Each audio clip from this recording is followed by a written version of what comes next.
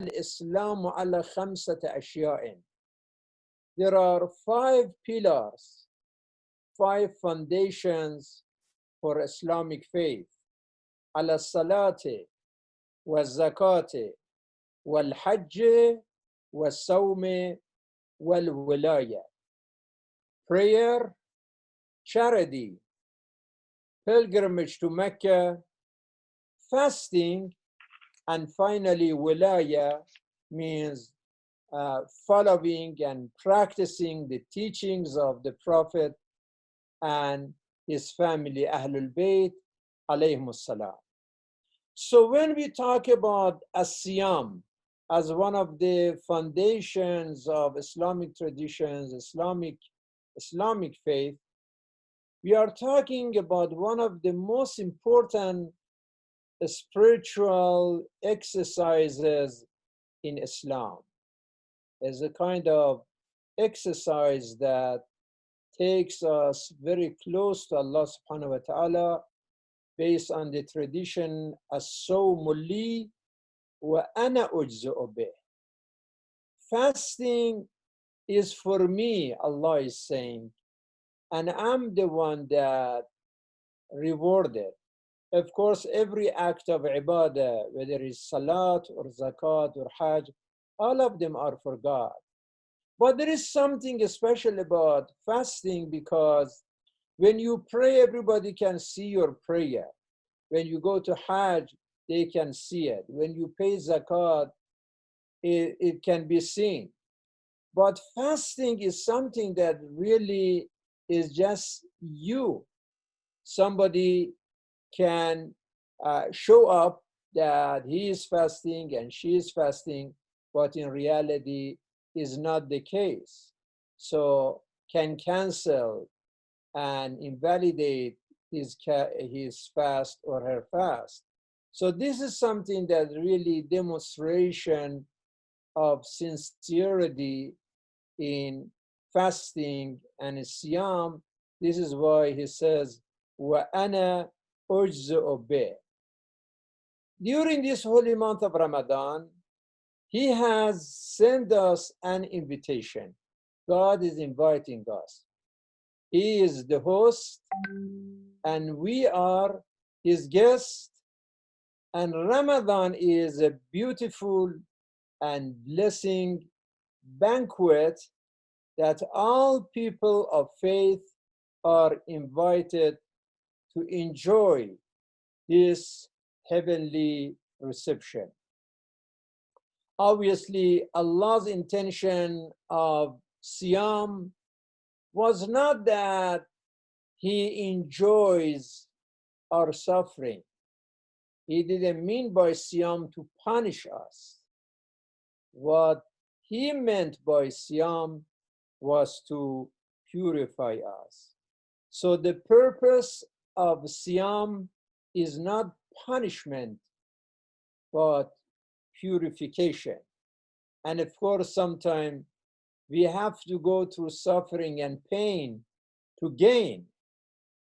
We need to go through some difficulty and pain to advance and to have progress. So through pain comes progress sometime. And this is why the holy month of Ramadan, if it is hard sometime for some people, but it meant to be that rebirth of our soul. In reality, we can say that we Muslims are born again in the holy month of Ramadan. It is a testing time of resurrection of our soul. It is a testing time for a revolution in our soul. How we can make that resurrection, that revolution in our spirit through remembering Allah subhanahu wa ta'ala, remembering our responsibilities towards Allah, towards our own soul, and towards humanity. So another word We are born again in Ramadan when we remember God, when we return to Him, and when we fix our relationship with our Lord, with our soul, and with humanity. So in reality, it is not exaggeration if we say that the month of Ramadan is a month of repairing our relationship. It's a month of resuming our relationship with our Lord through obedience and total submission of our soul towards our Creator. And also our relationship with our own spirit through promoting patience and piety. This is some internal revolution, internal resolution that we feel more piety and patience for ourselves. So our soul settled and getting more peaceful and humble during this process of fasting in the holy month of Ramadan.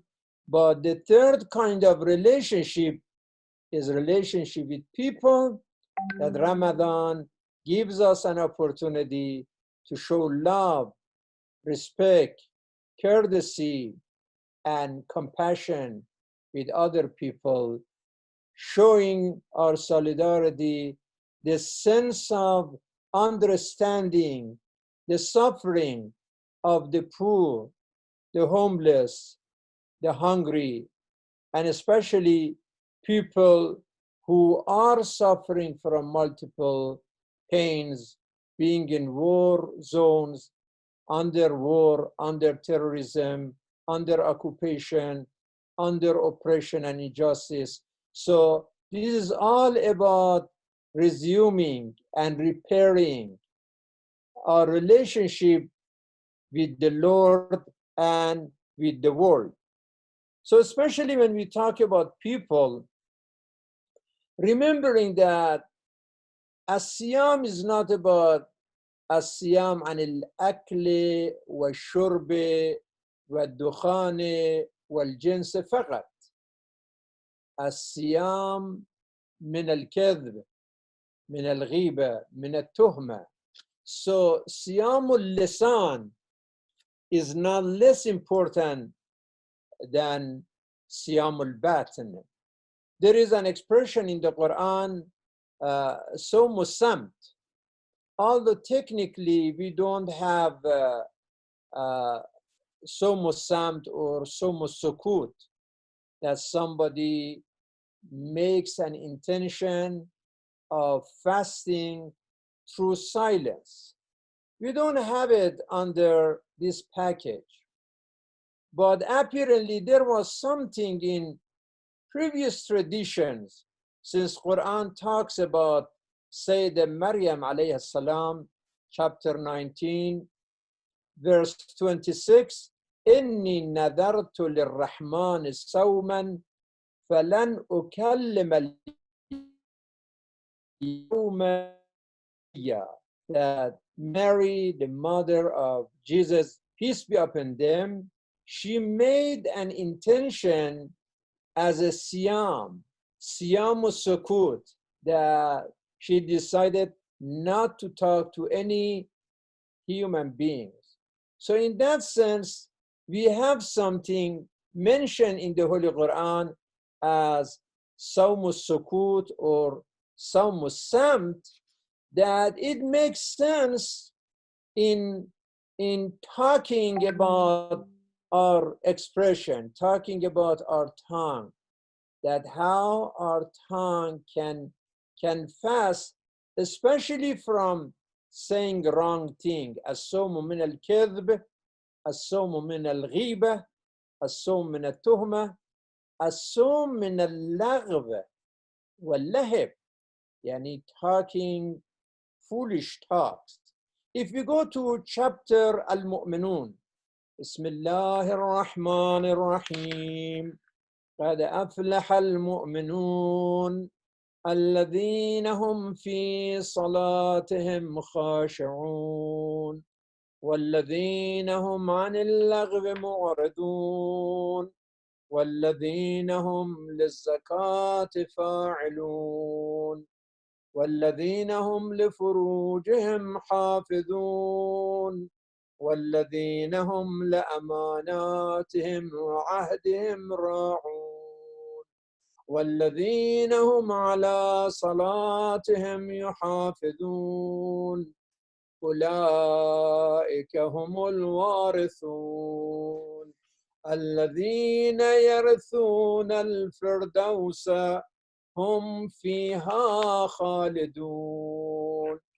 It's interesting that in this chapter of Mu'minun, talking about the victorious believers. Who are they? Who are the faithful who are victorious and inheritors of Al-Firdaus, inheritors of paradise?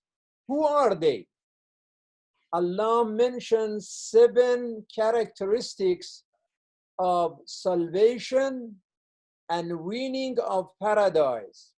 It says, those who are humble in their prayer and communication with God, avoid foolish talks, practice zakat and charity, practice modesty, demonstrating trustworthiness, keep their words and promises, and they are consistent in their prayer.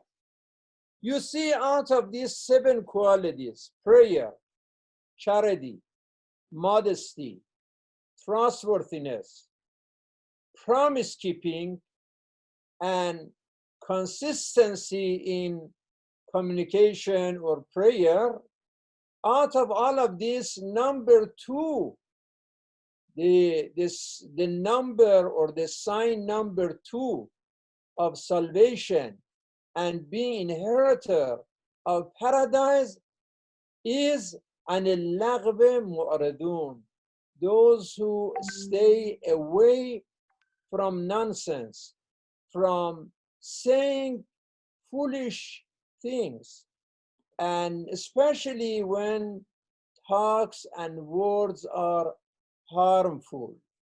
This hadith from Holy Prophet is very, very beautiful.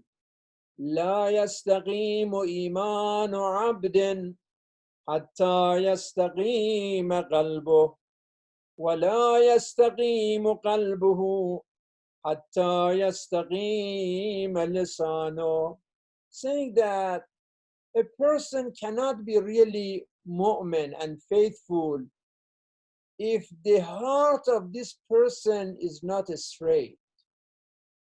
And the heart cannot be straight if the tongue is not straight.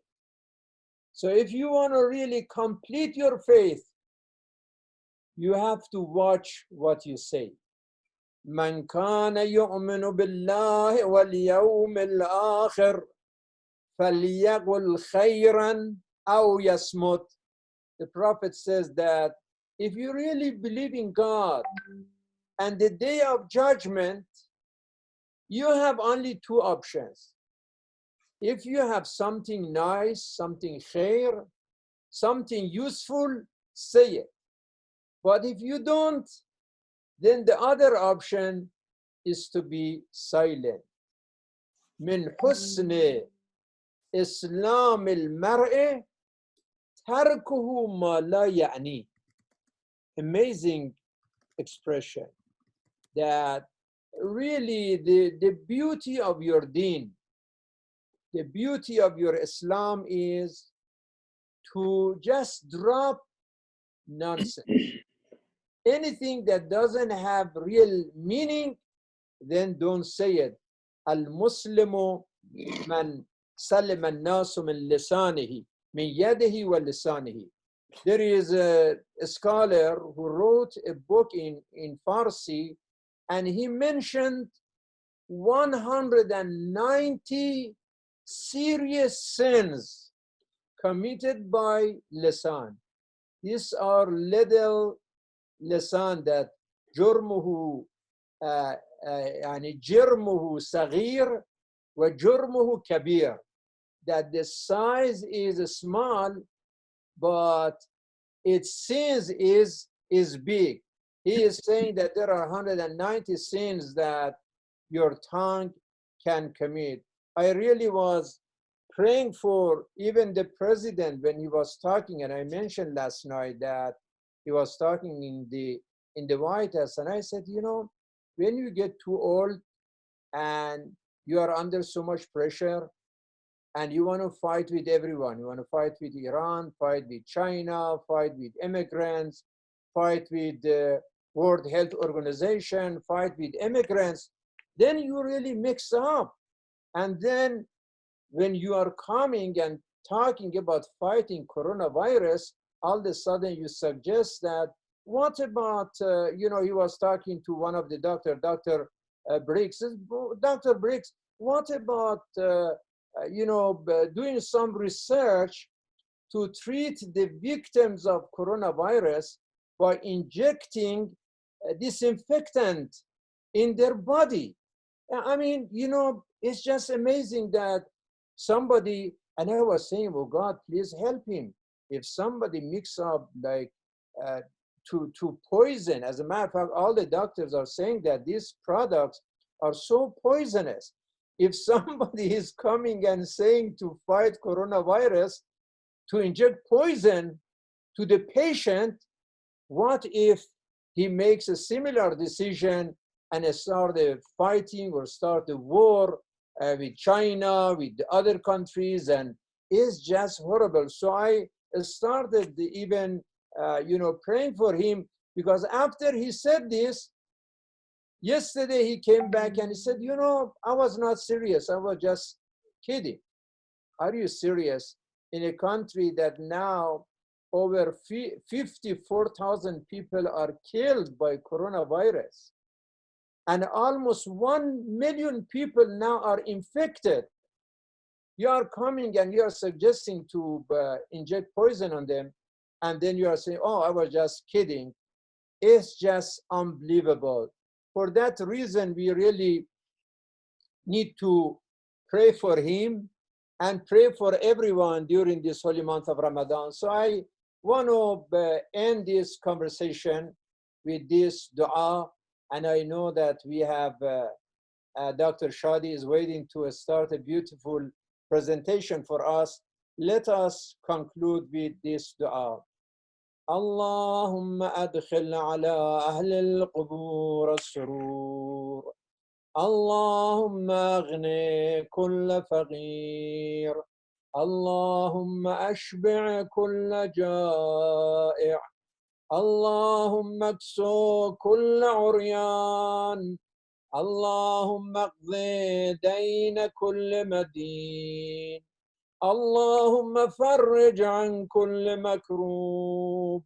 اللهم رد كل غريب. اللهم فك كل أسير. اللهم أصلح كل فاسد من أمور المسلمين.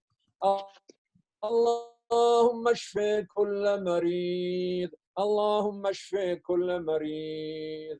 اللهم اشف كل مريض. اللهم سد فقرنا بغناك. اللهم غير سوء حالنا بحسن حالك. اللهم اقض عنا الدين وأغننا عن الفقر وأغننا من الفقر، إنك على كل شيء قدير. على أرواح المؤمنين والمؤمنات، وخاصة الحجة who passed away a week ago, حجة فاطمة سعد، وأرواح المؤمنين والمؤمنات والشهداء. نقرأ سورة الفاتحة بعد الصلوات على محمد وآل محمد. اللهم صل على محمد وآل محمد. بسم الله الرحمن الرحيم. الحمد لله رب العالمين الرحمن الرحيم مالك يوم الدين.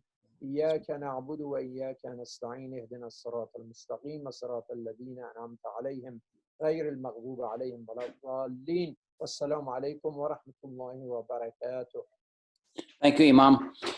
Once again, welcome to the Islamic House of Wisdom nightly Ramadan program. And we just want to remind you that the program starts at 9:30 with the dua, the supplication on the Islamic House of Wisdom Facebook page. If you want to start with that, then the rest of the program begins at 10 p.m. every night. And if there is a certain topic that you'd like us to cover, please let us know. If you have any questions, send them to us on Facebook, and we'll be more than happy to address them as well. And we're gonna continue with Dr. Shady Shebak, psychiatrist in the Dearborn area. Is that correct, Dr. Shady? Yeah. Okay. Good evening, and thank you so much for being with us. And Dr. Shady is gonna talk to us about panic and anxiety, psychiatric and Quranic discussion. Welcome, Dr. Shady. بعد الصلاة على محمد وآل محمد. بسم الله الرحمن الرحيم والصلاة والسلام على أشرف الخلق والمرسلين أبو القاسم محمد وعلى آله وصحبه الطيبين الطاهرين. اللهم صل على محمد وآل محمد. Assalamu alaikum, everyone. Thank you to the House of Wisdom for inviting me for one of these beautiful nights of Ramadan. Before I get started, I was going to go through some verses that I wanted you all to keep in mind as I discuss the topic, and then we'll revisit the verses from the Holy Quran later as I end my presentation, and then we can have some room for questions and answers. I believe they can ask questions on Facebook, and someone will be looking at those, correct? Yes, they can. They can ask the questions on Facebook or send us their questions through WhatsApp or email. Good. Any way they can. Yes. Yeah. All right. So this is from Surah Al-Ma'arij, and I'm starting at verse number 19. Bismillah ar-Rahman ar-Rahim. إن الإنسان خلق هلوعا إذا مسه الشر جزوعا وإذا مسه الخير منوعا إلا المصلين. I want you guys to keep these verses in mind because they're going to play a big role as I go on with this conversation. So when we are so there's several different things that we face that are very common in psychiatric issues and mental health issues.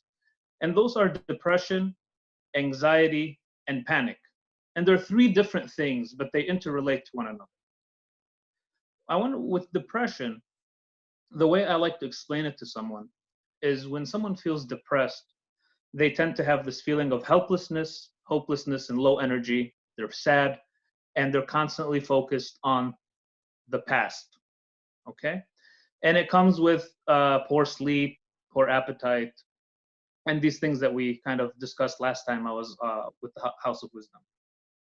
The second thing that people face that's very common is anxiety. Anxiety is a focus and a preoccupation with the future. Interestingly, the symptoms are actually very similar to depression. Poor sleep, poor appetite, poor concentration. But the striking difference is that there's a focus on the future, a lot of ruminations and worry about the future. And it's actual worry. So you're using your brain, you're using your cognitive function to worry instead of using it for something else, right? And the third phenomenon that we have that's common is panic. And how does panic differ from anxiety and depression? So panic is a state of fear. It's irrational. And it can come out because of depression, because of anxiety, because of psychotic illness, because of many different things can bring about panic. But panic in and of itself is a state of fear, and it's irrational.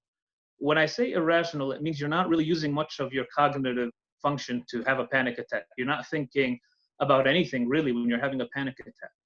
What happens is there's a sudden surge of fear, doom.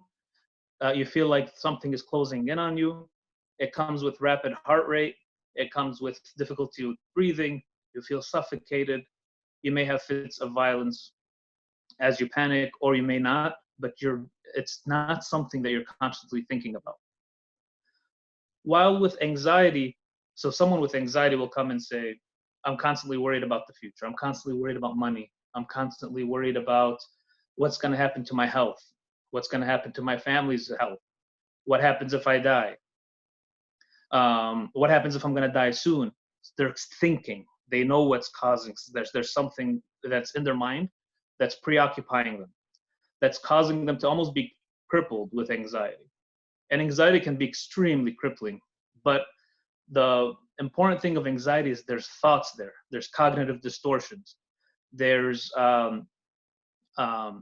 you're actively thinking and doing and behaving in a way that makes sense. I wish I could see people's reactions, so I know if I'm getting the points home. But it's very hard with this Facebook Live and Zoom because I'm a very interactive kind of person. So that's a lot of times when someone comes to me with anxiety, it's these things. It's what am I going to do? What's going to happen? And it could be so crippling to the point where people they end up self-destructing sometimes if it gets serious enough. Okay, it could get to the point where somebody we call it self-sabotage sometimes, whether it's with grades, whether it's with university. A lot of university students, they get so anxious that all of a sudden they just self-sabotage. So, because I treat a lot of young adults, they'll come to me, I dropped all my classes. Yami, why? It's been a week into the semester. Why did you do this? Right? So it's self-sabotage. And it's this constant fear, that it's this constant worry that propels it. What happens when the worry gets too much is you start suffering from panic. You can start suffering from panic attacks, which is different. It's a different beast than anxiety. Panic, like I said, is a fear reaction. So what happens is your primitive parts of your brain turn on. So we call these limbic system. You could call it, there's the amygdala, there's different parts of the brain that turn on, and they go into excessive drive. And your autonomic, there's an autonomic nervous system, we call it fight or flight. I know a lot of listeners probably have heard of that. It turns on, and what does that do? Your heart rate goes up. Your lungs kind of get tight. You feel the thing they say is we get these panic attacks a couple times a week, and they last about 20 to 30 to 40 minutes. And they feel an impending doom. They feel like they may die during these attacks. What happens when you start getting a lot of panic attacks? What happens is now the anxiety kicks back in. So it becomes like this cycle. So now the anxiety is, I don't want to get another panic attack. In the future, I might get a panic attack. So I'm just going to stay home. I'm going to stay where it's safe. I'm going to avoid being in a place that can cause me to have a panic attack. And so it becomes a vicious cycle. But do you see the difference? The panic attack is you're not thinking during the panic attack. Nobody sits down and says, okay, now I'm afraid of this, and therefore I'm going to have a panic attack. It comes, and then the anxiety comes before the panic. Then the panic comes, then you have anxiety afterwards. I don't ever want to have something like that again. And you become preoccupied with the panic attacks if you get enough of them. And then depression is in a similar situation where you may think so much about the past and ruminate so much on the past that then that causes anxiety and then that causes panic. What's interesting is panic attack is always very, very close to us. Okay, why do I say that? Well, the Quran tells us, "Inna al-insana khuliqa halu'a." We were created in a state of panic. When I watched my kids, both kids born, they didn't come out smiling, right? They didn't come out laughing, right? Now, when I watched them in the ultrasound, they were very comfortable in the womb, right? SubhanAllah, they're so comfortable. They're just swimming around, flipping around, doing their cute little things inside the womb. They're safe. Mom's breathing for them. Mom's eating for them. Everything's okay. You play some certain tunes or music or something that you feel them moving around. They're just so comfortable in that, right? Then when they're born, that second that they're born, they're not. So some people have translated halua into a state of anxiety, but it's really a state of panic. When you're born, you are in such a panic. I watched them as they gasped for air for the first time. They had never gasped for air, right? I mean, that's the problem of having a psychiatrist for a father. I'm sitting there observing their behaviors when they're born. Analyzing everything. And so they're gasping for air. they're not in a state of anxiety. They're not worried about the future. They're not thinking. They're primitive. Their brain is not even developed. They're in a state of utter fright and panic. They're gasping for air. They take the first breath of air, and they don't say, ah, alhamdulillah. No, they start crying and screaming because they're terrified. What is this? Where am I? Okay. And that goes on until they start to develop some higher functioning in their brain. When they first start to smile or laugh or ask for what they want, then you start to notice that they get anxious when they get hungry instead of scared. So in the beginning, they're terrified when they're hungry, right? They don't think mom's gonna feed them, and so they scream and yell, and they're afraid. They're terrified. So that's the state that we're created, and it makes sense biologically. It makes sense because that's the part of the brain that we are that's the most active at that age. There's no frontal cortex functioning, right? This kid is not trying to create morals and values. They're literally trying to survive, and they're terrified. So whatever it is that is the first thing that we feel is always the closest thing to us at all times. So we're always a step away from panic and fear. We're always a step away from, then the second thing that the second thing that develops is that anxiety. We're always very close to anxiety as well as human beings, because those are some of the first emotions that we feel. And that is the most primitive part of one of the more primitive parts of the brain. And when I say primitive part of the brain, it doesn't mean it's an unimportant part of the brain that we should ignore. It means it's one of the most essential parts of the brain. So the brainstem and the limbic system, these are extremely important functions of the brain. That limbic system, if you don't have it, you wouldn't have the will to survive. There's people who get certain infections in the limbic system and they just become nothing, right? So that raw emotion, that's the first thing we feel. And it's always a step away from us if we're not careful. And if we haven't developed our skills, our cognitive skill set to offset that. Then as we develop, we start to develop, your ego, who you are, the sense of self. You start to be able to, some of the first things that the ego develops is your ability to control your body. So, I like to use examples. One time I was in Chicago with my family, and we ordered breakfast. We went to a breakfast place. We ordered some, I don't eat eggs, but I eat like hash browns and pancakes. And my kid Musa, he loves eggs. So he ordered his eggs. That's all he eats, eggs and white rice and potatoes. So he ordered we ordered eggs for him. And the waiter came with the order of eggs, and Musa gets up on his chair and starts getting excited and clapping and laughing. He was around, I'd say 2.5, maybe 2.5, maybe a little young. No, younger, 1.5, 1 and 8 months. It's important. Sorry, age is important because you'll see how the ego starts to develop. And the guy takes the order to another table, and Musa was heartbroken. So he sits down because he feels embarrassed. He feels, what did I do? I was excited and it wasn't even my order, right? And I was watching him. So I'm eating and I'm watching him, and I see his eyes well up, and he's gonna cry, but he holds it. He's like, like this, and he would not cry. I think I remember I got off the table and went outside because I was about to cry watching him. But I remember being very proud of him because I realized, so the next day I told my wife he's ready to be potty trained. She said, why? I said, because he was able to control a bodily function that he wasn't able to control a couple days ago. Yeah. The crying. He was able to control it. So he's starting to learn how to control his body. Okay. And lo and behold, he was potty trained within a few weeks after that. But that was the sign for me that, okay, his ego is now developing. He's no longer just fear and anxiety. Now he's also has the sense of pride and sense of self.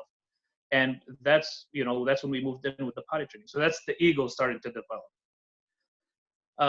Then as we get older and older and older, our brains continues to develop, our personality continues to develop. And then we develop what Freud would call the superego. We don't need to get too far into it, but we could talk about the prefrontal cortex and parts of the brain, the higher functioning parts of the brain, where morality and values starts to kick in. That's as the superego starts to develop as you get older, well into adolescence and young adulthood. It really doesn't stop developing till you're probably in your late 20s, early 30s. attaching value to experience. So we start out with raw emotion, panic, fear, dread, and it kind of starts to develop into raw happiness, just whatever's making me satisfied. We call it oral fixation, whatever you want to call it. Whatever makes me happy, and that's it. That's all I'm going to feel. Then you develop the sense of ego and self-control, and then you start to develop things of value and morality and discipline. That's the biggest step that we take as humans. So now emotions start to have meaning. And the more meaning we can attach to these emotions, the better we are be able to fend off negative emotions, I think. So when you sit down and you smell something that reminds you of something in childhood, it reminds you of that emotion, but then you attach a meaning to it. Those were the good old days, right? Or those were the nice times. So that's you making sense and making meaning out of a raw emotion. That's an extremely important step that humans take. Otherwise, you would smell something and you would feel happy about it, but you would have no idea why, and you would just go and try to get as much of that smell as you can, but you never really attach meaning to it, therefore you never put a control onto it. But once you attach meaning to something, you are able to control it. Okay? But what happens? So in this surah, it says, إِنَّ الْإِنسَانَ خُلِقَ هَلُوعًا إِذَا مَسَّهُ الشَّرُّ جَزُوعًا. He's impatient when bad things happen. What happens when we're impatient? We revert right back to that childhood, that infanthood state. We regress back into panic, anxiety, anger, hopelessness, impatience, worry, agitation, restlessness. And then it says, إِذَا مَسَّهُ الْخَيْرُ مَنُوعًا. So you withhold, if you get something good, you hold on to it. Why do you hold on to something that you get that's good and you don't let it go? Again, because of anxiety, you fear losing that thing. Very primitive responses that we can have. Okay, so we withhold. إِلَّا الْمُصَلِّينَ, except those who observe their prayer. Observing prayer is a very mature thing to do. It's full of discipline, right? So you're using all your higher functions when you pray, I hope. You're using discipline because you got to get up and pray 5 times a day. You're attaching meaning to your life and to your struggles. Okay, so when you're attaching meaning and meaning to your struggles through prayer, you're observing something that's giving you some time off to sit down and reflect with Allah subhanahu wa ta'ala. And prayer, yes, it's the 5 prayers a day, but also you could observe prayer all day through reflection, through meditation, through mindfulness, through just kind of observing where you are and where you want to be. And now you're attaching meaning to something that was maybe meaningless or causing you anxiety, because now you have it under some type of control. So I found these 4 verses quite stunning in the Holy Quran. I'm sure there's many different tafsir of these, but in the simple tafsir that I, but sorry, something happened to my computer. But there's many tafsirs to these ayahs, right? So I'm not a mufassir, but for me, this is the meaning I got from this. Is that we're always one step away from panic and anxiety and dread, because that's the first thing we felt. We were created in that state. But just because we were created in that state, it's not that we're supposed to stay in that state. We're supposed to advance from that state. And one of the things that, and you see people who have a lot of blessings in life, and they withhold it, whether it's money or love or what have you. They keep it and they become selfish with it. Men can do this with their wives, where their wife will love them, and instead of loving them back, they withhold that love so they could get more and more and more, right? You see that people with rich people who withhold money, with people who are struggling, who are afraid, but again, if they get something good and they hold on to it like it's dear life, because they're in a constant state of fear and anxiety of losing that thing. And when something bad happens, you see a lot of people, oh, God could never do this, I'm leaving religion now. But that's a big step to take. I mean, you're jumping from one bad thing happens and now you're completely impatient and struggling to grasp onto anything that you can find.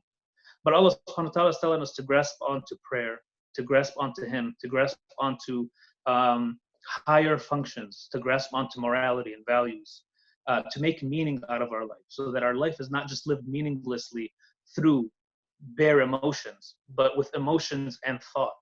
So emotions are extremely important, but so is thinking about those emotions, reflecting upon those emotions, and trying to find the proper venue and meaning of those emotions, and linking that back to Allah subhanahu wa ta'ala.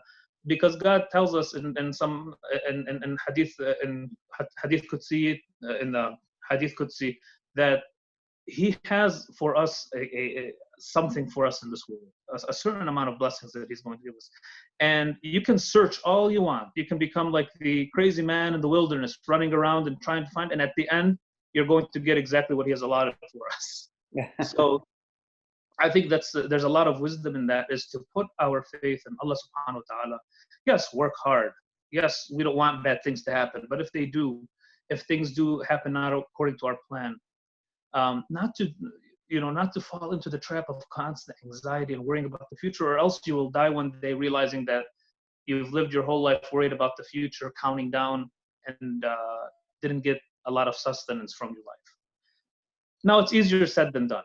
As a psychiatrist, I understand that these are all easier said than done, because that's what I treat these things, and I see people that are crippled by it. Because sometimes when you have constantly indulged in a certain behavior, in an anxious rumination, constantly had panic, your brain becomes wired in that way. So the goal is to treat that hard wiring, to help the person navigate those things to cross that line, so that they're not constantly in that state. So sometimes, like I said, it becomes a hard wiring issue, and that's where medications can come in, therapy can come in. But as everyone knows, I always say, therapy and medications without proper reflection, without proper spiritual avenues, I don't think they're that meaningful. So I think we as Muslims do have to have a paradigm shift of, number one, acknowledging that these things can exist and it's not always the person's fault. Number two, the solution is not purely science. And number three, the solution is not purely spiritual. We have to have a paradigm shift to allow us to not become too extreme on one side or the other. What I see in a lot of young people my age and younger, I'm not that young anymore, but people younger than me, science, biology, medicine, therapy. Okay, but what about meaning in those situations? So what about attaching some spiritual meaning and significance? Yeah. And that is why I always stress spirituality along with these things. And when I speak to a Muslim audience, I tend to refrain from just talking about mindfulness, because that's a very secular type of spiritual experience where you're just reflecting on your thoughts all the time.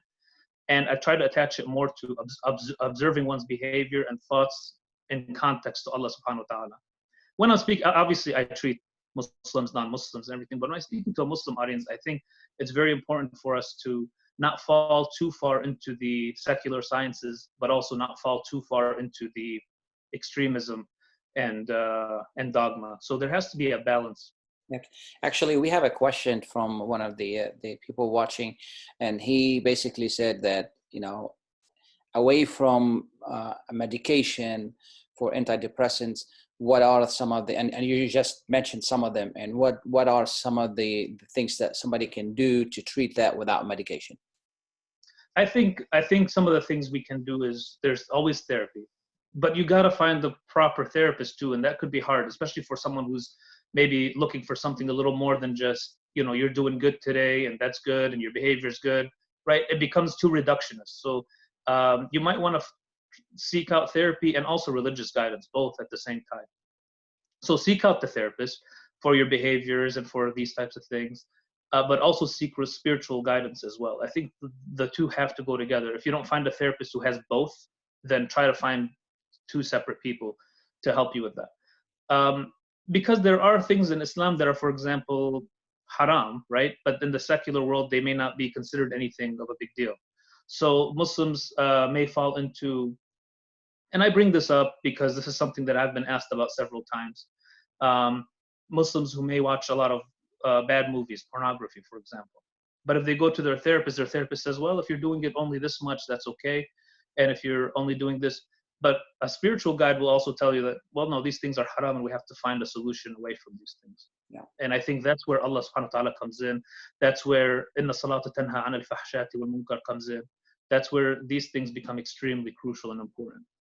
So yes, therapy, self-reflection, salat, these are all ways to deal with anxiety, but without medications. But there are times, especially during this time, where medications may be a necessary avenue to at least get you over that hump. So, I think we spoke about it last time. The thing about medication, most people think that they're addictive. Is that true? Most medications that we use in psychiatry are not addictive. Most medications are things like Zoloft and Prozac and mood stabilizers for people with bipolar disorder or schizophrenia medication. These are not addictive. You just can't overdose on them because they could be toxic if you take too much. The addictive medications are going to be your benzos. Those are the main ones we use in psychiatry that are addictive, and things like Adderall and things like that, which have their use as well. But these are not these permanent solutions. So when I prescribe a benzo, I'm not prescribing it as a permanent solution for this person's problems. Even the Zoloft, I tell them this is going to be a one year thing, and in that time, you're going to work with your therapist or with whatever, try to get even work with yourself to set up those tools for you to be able to fight this anxiety later on. This is just a tool for you to get to that point. Because some people, like I said, their hardwiring is so hardwired in the state of anxiety and panic that they need something to at least help the hardwiring, fix itself before they can develop the tools and the proper defense mechanisms and coping skills, etc. Dr. Shady, yes. Assalamu alaikum. Thank you for the presentation.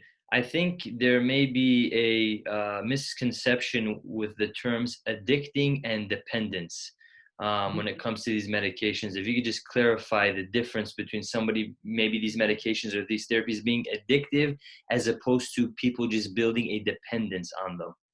Yeah, so there is a distinction. I usually don't get into the distinction too much because people just kind of substitute both. Right. But dependence is basically you take a medication and you need more and more of it to get the same type of therapeutic effect. Addiction is you take more and more of it in order to get, and then you become addicted to it in the sense to get the same euphoria or same. So you're abusing it. So addiction comes from more of like abusing substances. A lot of people who are on opiates, for example, they're not necessarily addicted per se. They more form the dependency so that when they stop taking the opiate, they're having very negative consequences. So with the tolerance, they build a tolerance with it. Tolerance, so they need it more and more. And then when you stop it, they have a lot of pain and withdrawal and things like that. So a lot of people are in that category.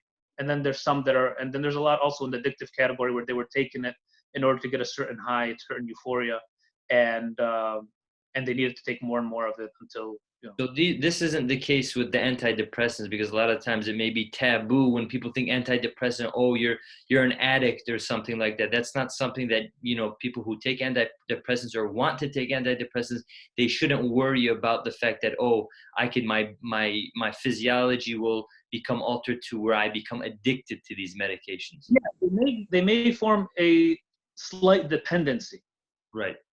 So you may have to go up on the doses of certain medications, but they're not causing euphoria. You don't take Zoloft and feel you're on top of the world. It takes for sake, it takes a couple of weeks for it to even work. So right. There is a difference. Now, with regards to, since we got into substances, I think we have a few minutes. There's a thing. So when you start taking something, let's say you start taking a drug to get high off and abuse it, like cocaine. In the first period of time, you can't wait to take that cocaine. You're so excited. It's an impulse type of reaction. You're so excited because you're getting such a great reaction from it. Somewhere along the line, you're no longer excited anymore. Now you're just anxious all day until you take it. That's when I say that you switch over from abusing the substance to becoming addicted to it. Where now you're anxious. So where you're impulsive is you can't stop thinking about it because you're so excited, and it gives you such a great feeling. And this is with even behavioral addictions, is I can't wait to go home and do 1, 2, and 3. Then along the line, then it becomes I am anxious until I do 1, 2, and 3. So it goes from positive reinforcement to negative reinforcement, and that's, I think, where the line is drawn, line is crossed. That's where it moves from your nucleus accumbens in the brain, which is the pleasure area, to the amygdala, which is the fear and anxious part. And again, you go back to that primitive state of anxiety and fear. So it all ties into Another question that I know that maybe some of the viewers have is, a lot of the times people think that anxiety is just an abnormal phase that may come and go every now and again. It's not something that may be innate, like the Holy Quran that you touched base on, that we, to a certain degree, anxiety is normal. It's something that we have innately within us. And it's interesting because one of the solutions was illa al-musallin, those who observe prayer. But then the very next verse says, alladhina hum ala salatihim da'imun, those who are constant in their prayer. So people think that there's some kind of magic pill to, solving the situation of anxiety. But in your experience, is it that prayer is good, but it's only effective if it's done on a constant basis, on a daily basis? Or is it something that whenever I feel anxious, I can, resort to something that may work for me, and then, somehow that will help my situation? Or no, in order to counterbalance this feeling of anxiety, we need to constantly practice meditation, even though we might not feel anxious on a given day? I think you hit the nail on the head, and I think that's the difference between some of the secular sciences and Islam, is that secular sciences are, okay, do this when you're anxious, go count to 3 and sit down in a quiet room. In Islam, it's do it regardless. Always do it. Always be in remembrance of Allah subhanahu wa ta'ala, because we are created in that state of anxiety. And for us to overcome that primitive state of anxiety and panic, you always have to have some type of relationship with Allah subhanahu wa ta'ala to allow us to ground ourselves, so that we know that we are not the architects of our future all the time, that Allah subhanahu wa ta'ala is the architect at the end of the day of our future and of our destiny. And that does bring people calmness if we are able to actually utilize our higher functions in attaching ourselves to Allah subhanahu wa ta'ala. Because there are people who pray, and this is no diss, because a lot of us are that way, is we pray out of just, we get it out of the way. We just want to pray and get it done with. Or we pray because we're anxious, and the prayer adds more anxiety to us sometimes, right? Oh my God, I'm going to miss the prayer 2 seconds. Oh my gosh, constantly worried about it. I would like to see us move from that into a more healthy relationship with Salat, where it's not an anxiety-provoking event, but it's really an event for us to sit down and really communicate with Allah subhanahu wa ta'ala, so that we can have all the blessings of the prayer. Because I think if we're doing prayer from that primitive part of our brain as it's just a habit, then there's probably not a lot of use to it. I think we really, as adults, we really have to do the prayer with our entire brain as much as we can, from our cognitive, from attaching meaning to the prayer, from attaching value to the prayer. Maybe even take a minute before prayer and ask yourself, why am I praying? To really attach, to really create meaning with that salat, so that it's not just an impulsive or anxious type of event. We have a question, and the person says that there are about 800,000 rather, die from suicide every year, and then the numbers of depressed patients and suicide rates since the quarantine began have gone up. What can we do to lower these numbers? I think that's the $1 million question, is what has really caused the spike in suicides over the years, especially in young teenage girls and teenage boys.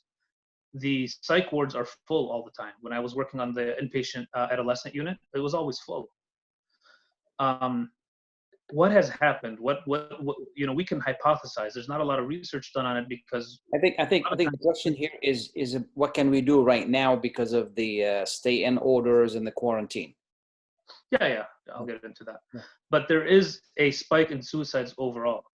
Okay. For the last many years, and we really have to question what's going on Is there a change in values that's happening too fast for us to keep up with in society? Is society becoming less value-based and more hedonistic based? So hedonism is just that base raw satisfaction that we get from performing acts, rather than value-based, which is you get satisfaction from sticking to your values and morality. So these are things that we have to question and ask. And there's not a lot of stuff on that, unfortunately, because people want to shy away from that. As far as in the quarantine itself, I mentioned last time, and I think I'll mention it again today, is if you are quarantined with family, this is the right time to start getting to know each other. A lot of people are living with each other without knowing each other. Exactly. Especially in some of our community where people really come home to sleep and eat and go out. Husbands do that, wives are doing that, adolescents are doing that, children do that. They come home, that just basically, it's room and board, and we live together, but we don't really live together. We're all roommates. We don't know each other. Yeah, we don't know each other. You know, I mean, it's fascinating. Even us here, it's a learning experience for me and it's making me think that this is something that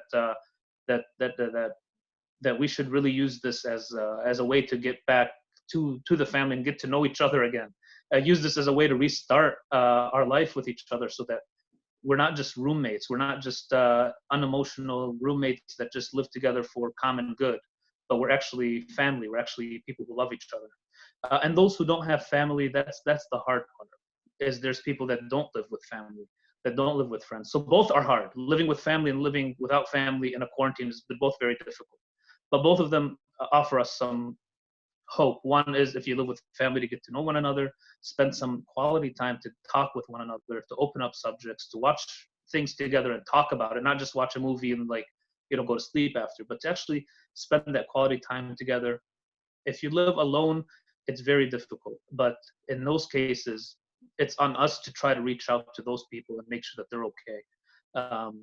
And I think utilizing these online methods are very good, but a lot of people, maybe elderly, don't even have Facebook or Zoom or don't know how to use these things.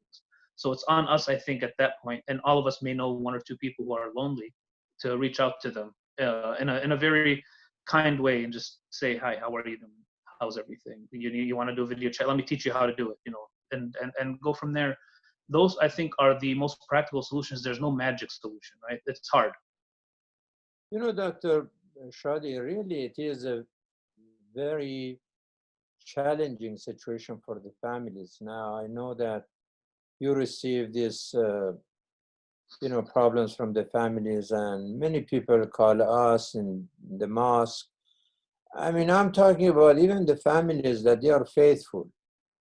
Both parents, they care about their kids, and now the kids are teenagers or even 20 years, 25 years, and they are depressed, and they have become a big headache in the family, and the parents don't know really what to do about the situation.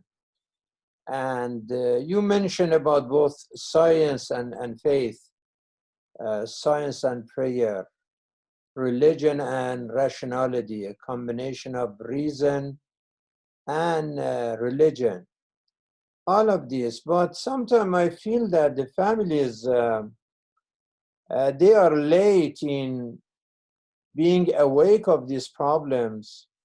So the moment that they wake up is too late, then they come to the mosque and they expect a miracle. They expect that, you make a prayer and just fix it. And they ask that, which verse should I read or which dua should I recite? And apparently, what you said that inna salata tanha anil fasha wal munkar, prayer purifies, prayer protects, and prayer provides a sense of purpose in life. They should start this from early childhood of their kids.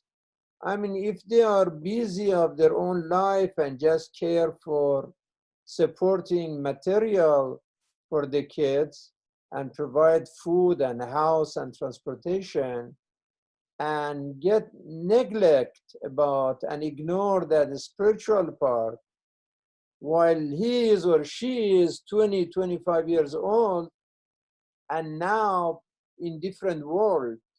So how you want to bring it back? It is like the person who came to Jesus and he said that, can you teach me that you just read a verse that you gave a life to a person and you revive a dead person? What did you say? Can you teach me that verse? And Jesus said, it doesn't work like that. It's not that something that I just tell you a few words and you can do the same. And the guy was insisting and insisting, no, please, oh Ruhullah, teach me, or Spirit of God, just give me a prayer. I want to give life to this person. And Jesus was wondering how to deal with this person. And God told him that, tell this guy that you yourself are already dead. I mean, how you can give life to another dead person while you have to give life to yourself first? I know that you have a big challenge also to deal with these issues, but I see that parents come, they are good, they are educated, they are faithful, but they are desperate, they are very helpless. They don't know how to deal with the situation, and they are very scared that their son or their daughter may commit suicide because already depressed and bad mood. It's a very down. And this is like, it's not just one case or two cases. It's a huge challenge in the society. And I wonder now, somebody even sent a question saying that there is a stigma in the community regarding using anti-depression medicine as well. So I don't know if anti-depression medicine, how much you prescribe or not. Imam, I think the question for Dr. Shady could be, what are potential warning signs that parents should observe in their children before it's too late, before they come to the mosque looking for a miracle? What are some observations that parents can see in their children? Now is the time to intervene before it gets to a point where nothing can turn that train around. What is it that parents need to do or be aware of? Let me answer a couple of these things. So as far as antidepressant, there is definitely stigma in every community, not just the Muslim Arab community, in every community about taking meds. And sometimes they're needed. I prescribe quite a bit, actually. But I always tell people it's no one's business what you're taking. So don't go home and tell everybody, here's the medications I'm on, because they're going to tell you not to take it. Right. So it's okay to be private. You don't need to blast your information all over the place and say, I'm taking this medication, it's great. Just keep it to yourself. Right. That way you don't have to deal with anyone's opinions, and you're doing what you think is right, and you're working with your physician. And as a psychiatrist, I do have the blessing of many of the imams in the community to do what needs to be done. So you're not doing anything haram by taking a medication that's needed. You're not doing anything wrong if it's needed, and nobody needs to know. It's no one's business. So that's one way to get away from the stigma, is just nobody needs to know. It's none of their business. As far as the Muslim and in Dearborn, it's an Arab American Muslim. We can't shy away from that they're Arab American Muslims. They come from the Middle East. A lot of the parents are from the Middle East, where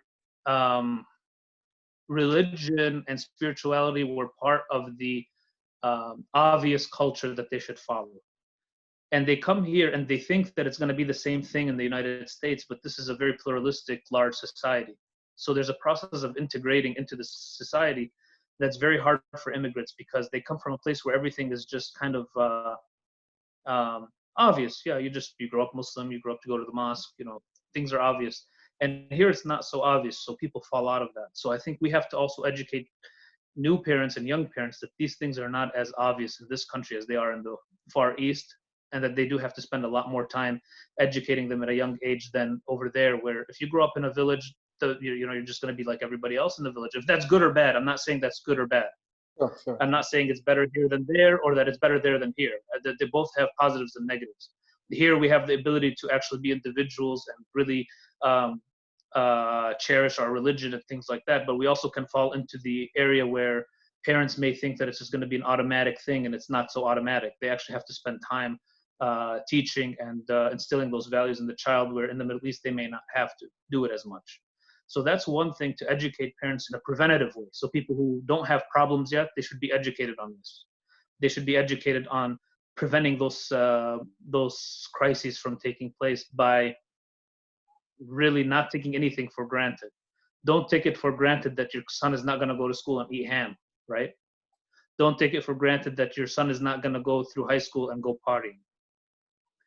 Don't take it for granted that your son just believes in God anyways, just because you do. Don't take anything for granted. Teach them.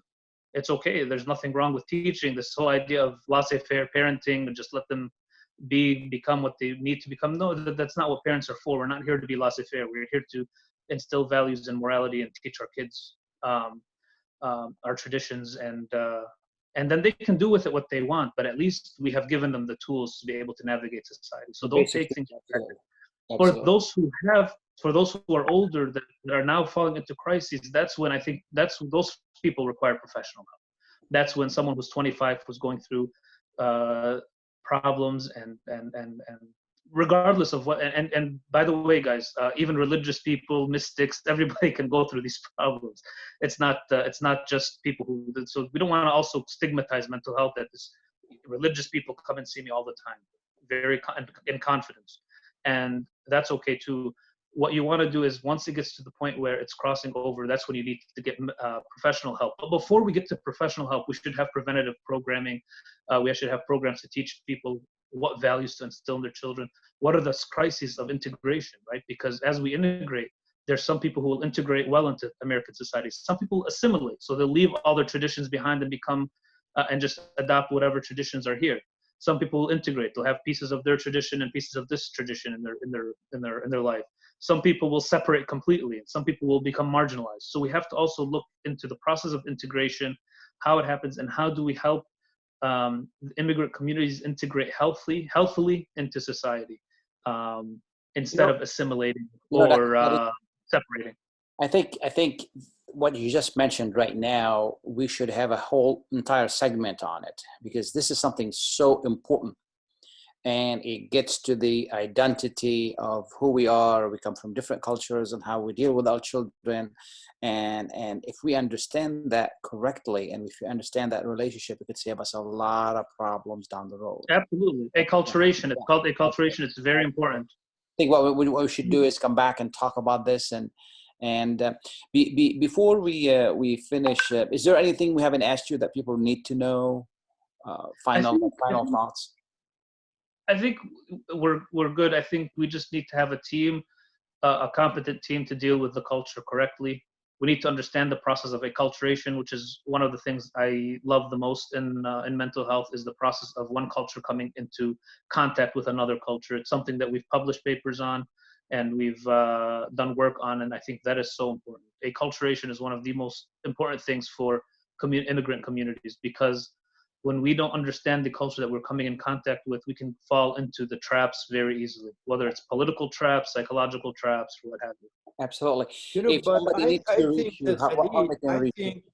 I think that when we talk about immigration and culture and like American culture, Middle East culture, I think if our kids go with the original immigrants' culture, we have less problems. I think that we have more problems when we go with the current culture of the society and get adopted, all of these things that are going on in the society, while the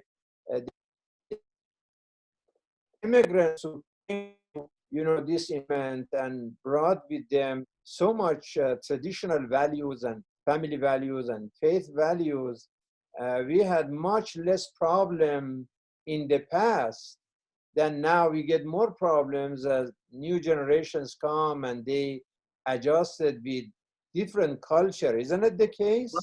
I'll tell you what, I think here's the problem, is that when the immigrants came, they didn't learn, a lot of people didn't integrate. So when they had kids, it was very difficult for them to understand the crises that their kids are facing. So while yes, it could be nice to stick to the tradition, I think our traditions are beautiful.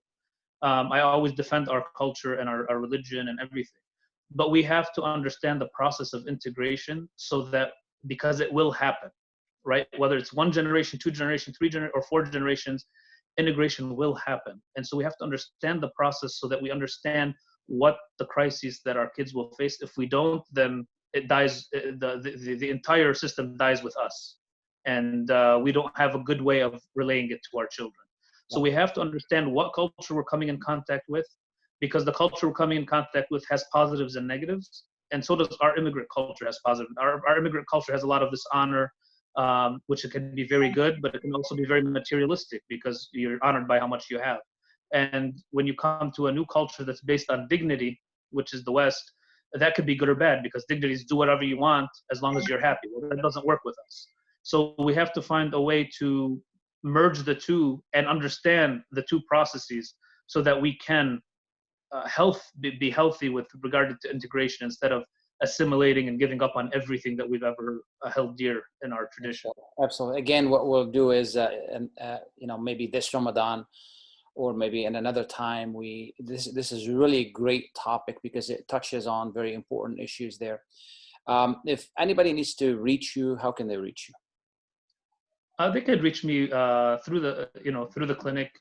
It's Core Psych PLLC. It's at 3815 Pelham Street, Dearborn, Michigan. You can obviously talk to your primary care doctor. Most of them probably know me in the community by now. And you can call us directly at 313-722-4683. Leave a message. Don't just call and hang up, because our phones are very busy. So sometimes we will not answer the phone. So just leave a message so then we can get back to you. And you can always email me at my personal email, sshebak@outlook.com. And we can go from there, inshallah. Sounds good. Thank you so much. I really appreciate your being with us tonight and taking the time from your family and your rest in during Ramadan to be with us. This is valuable information. We're definitely gonna come back again and talk about the other issues as well. Thank you, Dr. It's always a privilege having you on the show with your wisdom and your knowledge, both from a spiritual aspect and from a healthcare aspect. Thank you very much. Thank you, guys. Absolutely. I would like to remind you that the program for Ramadan at 2 p.m. The recitation of the Quran and the recitation of the Quran at 6 to 7 p.m. Thursday and Sunday, Youth of Wisdom Zoom interactive program. 9:30 p.m. Dua Iftitah. Dua Iftitah, and at 10 a.m. Faith Reflections from Imam Ilahi, and then at 10:15 we have guest and presentations. Tomorrow our guest is David Abdullah, and he'll be talking about the 5 equities of life. We'll be talking about city business as well, and that's the 5 equities of life. This is what he has used to be successful. That's financial, spiritual, family, education, and physical. It's going to be a very interesting and inspiring discussion. I also like to remind you that we could use and we need your support, and here's why. Supporting Islamic House of Wisdom programs is very important, because most of our programs now have turned into more humanitarian services and outreach, and you may donate online through the link below, or give us a call. We'll be more than happy to work with you, because there are a lot of people that need help, and a lot of people are requesting daily, coming to us every day in need of help. So we need your help so we can serve the community and help the community. Any final thoughts, Mahdi? No, I think we covered everything tonight. Yes, Okay. with the dua. Let us end with dua. Absolutely. Bismillahir Rahmanir Rahim. اللهم كن لوليك الحجة ابن الحسن صلواتك عليه وعلى آبائه في هذه الساعة وفي كل ساعة وليا وحافظا وقائدا وناصرا ودليلا معينا حتى تسكنه أرضك طوعا وتمتعه فيها طويلا.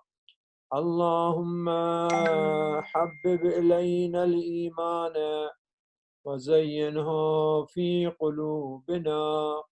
اللهم إني أعوذ بك من الكفر والفقر والفسوق والعصيان. اللهم إني أسألك الهدى والتقى والعفة والغنى. اللهم اختم بالخيرات آجالنا وحقق بفضلك آمالنا. اللهم إني أسألك رضاك والجنة وأعوذ بك من سخطك والنار. اللهم أنت الأول فلا قبلك شيء والآخر فلا بعدك شيء برحمتك يا أرحم الراحمين. وصلى الله على محمد وآله الطاهرين. اللهم صل على محمد وآل محمد. Thank you again for being with us, and good night, everyone.